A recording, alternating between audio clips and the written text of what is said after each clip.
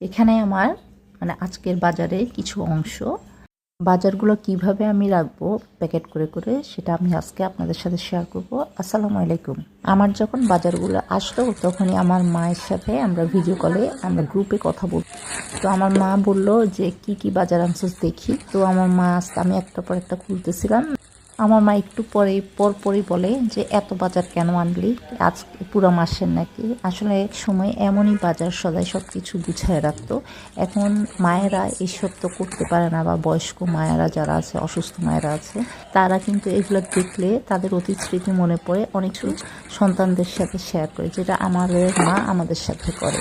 আপনারাও চেষ্টা করবেন মায়ের সাথে এরকম একটা বন্ডিং, এরকম একটা আন্তরিকতা, এরকম একটা মায়া রাখতে, যেটাতে মা খুব খুশি হয়। মাকে খুশি করাই কিন্তু আমাদের সন্তানদের দায়িত্ব ও কর্তব্যের মধ্যে পড়ে। সন্তানরা যখন বড় হয়ে যায়, মায়েরা তখন বয়স্ক হয়ে যায়, আর সন্তান যখন বাবা মা হয় তখন মায়েরা বৃদ্ধ হয়ে যায়।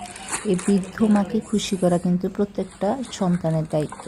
আর এই বৃদ্ধ যখন হয়ে যায় তখন খুব, যে সন্তান কি করে না করে সব কিছু মায়ের সাথে শেয়ার করলেই মায়েদের মন খুশিতে ভরে যায়। আর অনেক সন্তান আছে মায়েদের সাথে কথা বলতে ইতস্ত বোধ করে, অথবা কথা বলার ইচ্ছা জাগে না, বা কথা বলতে অলসতা করে। সন্তানদেরকে বলছি, আমরা যদি এই জিনিসটা করি তাহলে মা বা বাবার মনে অনেক কষ্ট লাগে। কারণ একটা সময় কিন্তু এই বাবা মাই হাজারো কথা বলে বলে আমাদেরকে কথা শিখাইছে।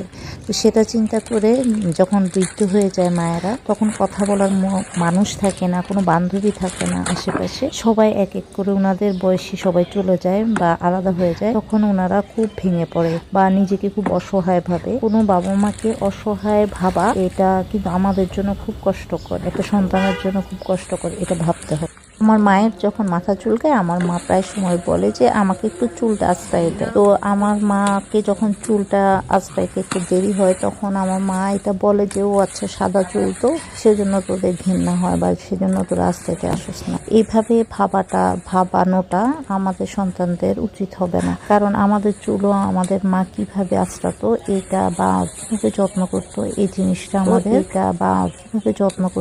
জিনিসটা আমাদের কিছু কিছু মেমোরিতে রাখা উচিত। ওই মেমোরি ওইটা ভাবতে হবে, আমরা একদিন এই বৃদ্ধ হব, আল্লাহ যদি বাঁচিয়ে রাখে, তখন আমাদের সন্তান যদি আমাদের সাথে এমন করে তাহলে আমাদের কেমন লাগবে। এটা চিন্তা করলেই কিন্তু আমরা সন্তানরা কিন্তু কিছুটা শুধরে নিতে পারি। আমার মায়ের জন্য প্রাণ থেকে আপনারা দোয়া করবেন।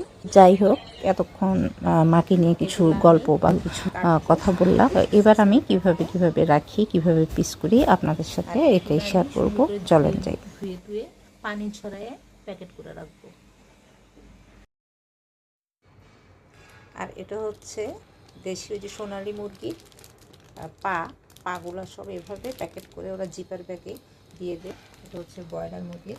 যদি এগুলো আমার খাওয়া হয় না, আমার যে কাজ করে বা আমার ওনাকে দিয়ে দিই। মাঝে মধ্যে যদি খুব মন চায় তখন রান্না করি। এখানে হচ্ছে ব্রয়লার মুরগি 1 কেজি বা 1.25 কেজি মতো।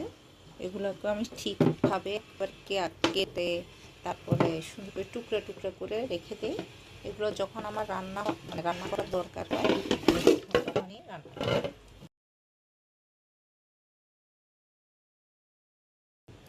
এই যে সাইজ